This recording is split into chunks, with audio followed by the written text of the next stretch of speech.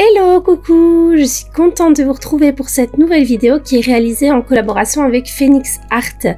Ils m'ont proposé de tester leur toile aquarellable et c'est ce que je vais faire. Donc, ils m'ont envoyé un bloc format A3 et un format A4 ainsi que des couleurs que j'ai pu choisir et des pinceaux.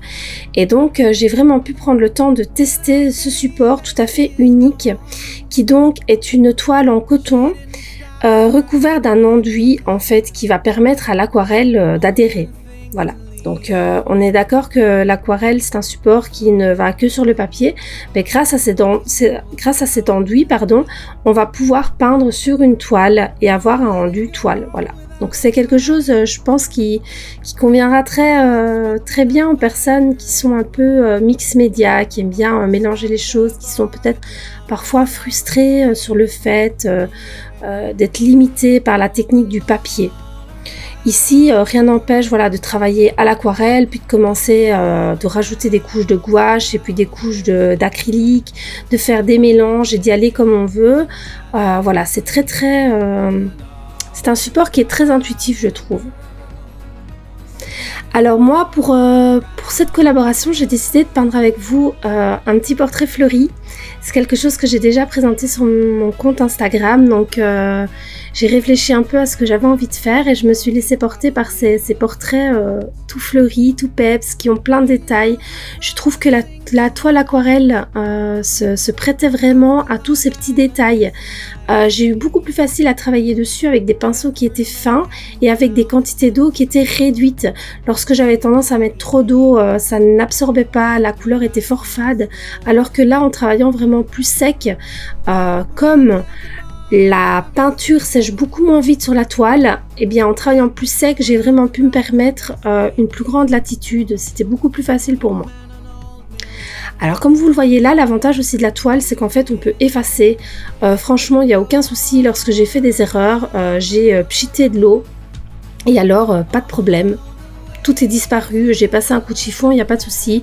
Ça m'a même permis de garder certaines toiles. J'ai certaines toiles que j'ai pas appréciées parce que j'ai fait des tests et des erreurs.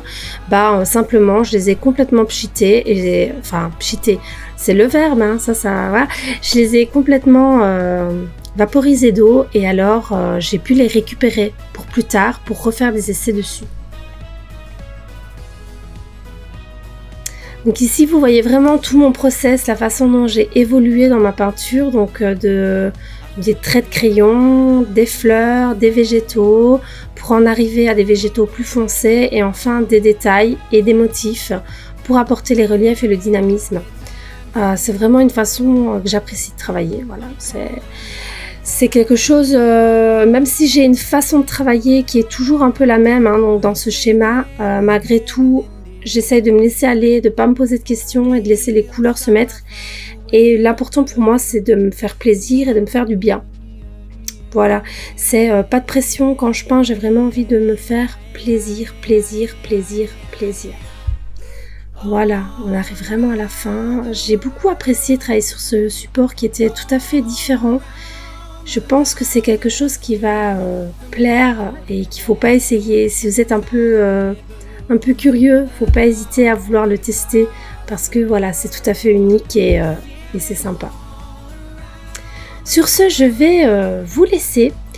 Je suis très heureuse d'avoir pu partager cette expérience avec vous. Je vous retrouve, je l'espère, plus rapidement pour une prochaine vidéo et je vous dis à bientôt.